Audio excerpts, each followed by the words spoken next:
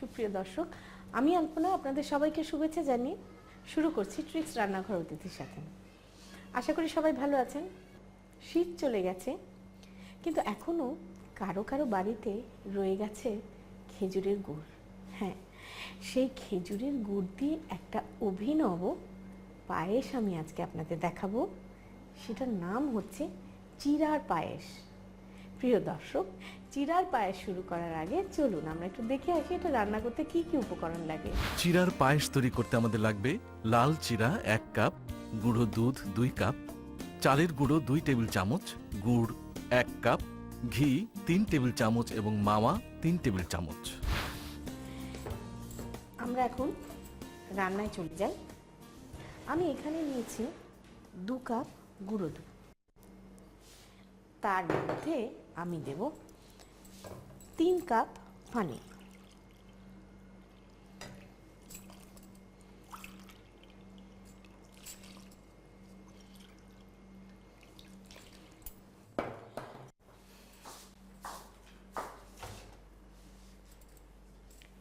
এবার এটাকে একটু হুইস্ক দিয়ে জাস্ট দুধটাকে মিশিয়ে নেব।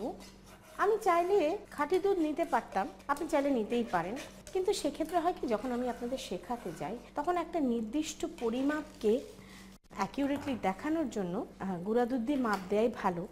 তাহলে সবাই একভাবেই মেপে নিতে পারবে। এছাড়া আপনি নিজের পছন্দ মতন দুধ ঘন করে নিতেই পারেন, তাতে কোনো অসুবিধে নেই।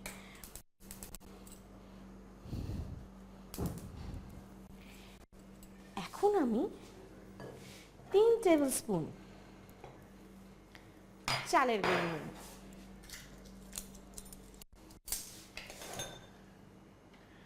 তিন টেবিল স্পুন চালের গুঁড়ো।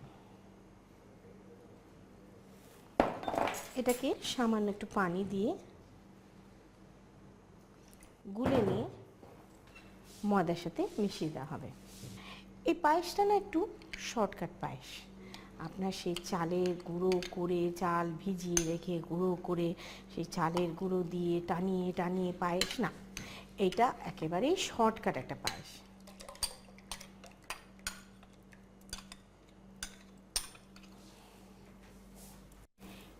এটা দেওয়ার পরে, চালের গুঁড়োটা দেওয়ার পরে আপনারা ভালো করে এটাকে নাড়বেন, নতুবা কিন্তু নিচে থিতিয়ে পড়ে পায়েসটা চালের গুঁড়ো একেবারে দলা বেঁধে যাবে। প্রিয় দর্শক, এখন আমরা এটাকে আঁচ ঢিমা করে অন্তত 15 মিনিট দেব বলক এসে ঘন হতে। তাহলে আমরা ফিরে আসছি 15 মিনিট পর।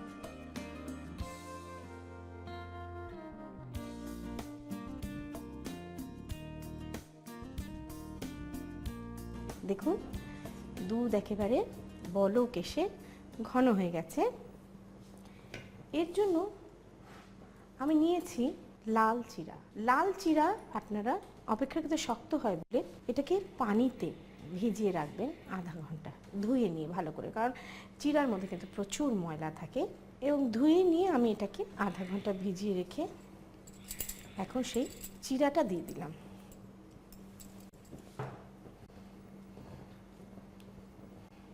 চিড়াটা আধা ভাতের মতোই থাকে। এখন এটা বলক আসতে থাকুক, আমরা এই ফাঁকে এতে দেব মাওয়া।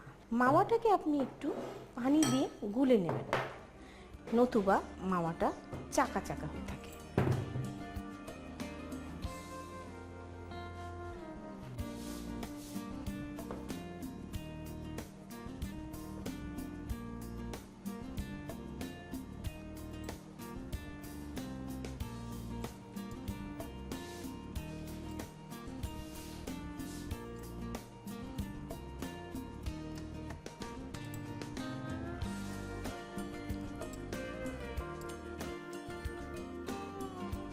দিয়ে দিলাম মাওয়াটা।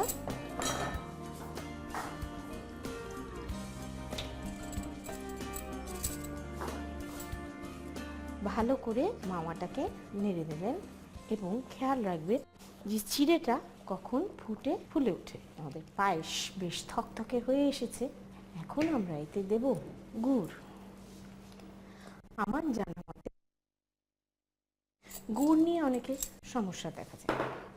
খেজুর গুড় কিনবেন সবসময় গন্ধ দেখে, সুন্দর গন্ধ, সোনালি রং হবে, তারপরেও আজকাল ভেজালের যুগে নানান রকম ভেজালের গুড় যেটা আপনারা করবেন, সেক্ষেত্রে গুড় দুধের মধ্যে দিলে অনেক দুধ ফেটে যায়, পুরো জিনিসটা নষ্ট হয়ে যায়। সেক্ষেত্রে আপনি গুড়টাকে ভেঙে অল্প একটু পানি দিয়ে ভালো করে জাল দেবেন। জাল দিয়ে গুড়ের শিরাটা ঠান্ডা করবেন।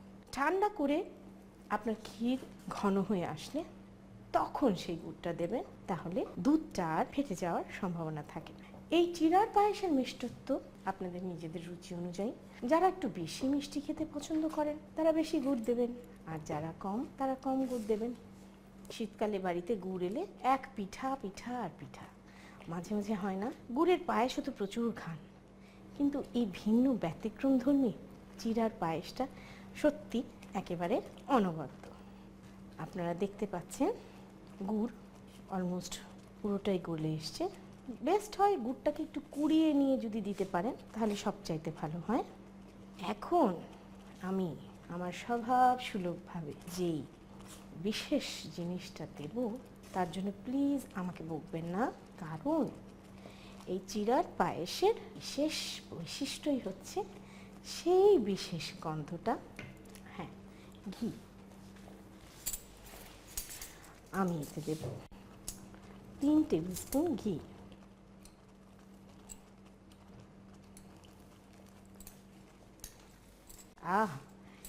এবার আমরা ভালো করে মিশিয়ে নেব, একেবারে শাহি ক্ষীরের মতন, অথচ কড়া গুড়ের ফ্লেভার, মানে কিছু আমার আর বলার নেই। একেবারে ঘিয়ের সাথে মিশে না গুড়ের কড়া গন্ধটা নিয়ে আসবে। তাহলে প্রিয় দর্শক, তৈরি হয়ে গেল আমাদের গুড়ের পায়েস।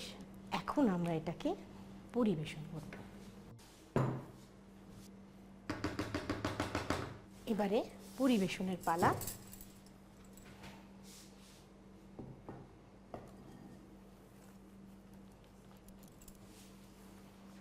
প্রিয় দর্শক, আপনাদের জন্য তৈরি হয়ে গেল মজাদার চিড়ের পায়েস। আপনাদের সবার সুবিধার জন্য চলুন এটা প্রণালীটা আর একবার দেখে আসি। প্রথম একটি প্যানে গুঁড়ো দুধ ও পানি দিয়ে ভালো করে মিশিয়ে নিন। তারপর একটি বাটিতে চালের গুঁড়ো ও পানি দিয়ে মিশিয়ে দুধের মধ্যে ঢেলে দিয়ে ভালো করে নেড়ে 15 মিনিট জাল দিন। এবার এতে ভেজানো লাল চিড়া ও মাওয়া দিয়ে সামান্য জাল দিন। তারপর এতে গুড় ও ঘি দিয়ে ভালো করে মিশিয়ে নিন। সবশেষে পাত্রে তুলে পরিবেশন করুন মজাদার চিড়ার পায়েস।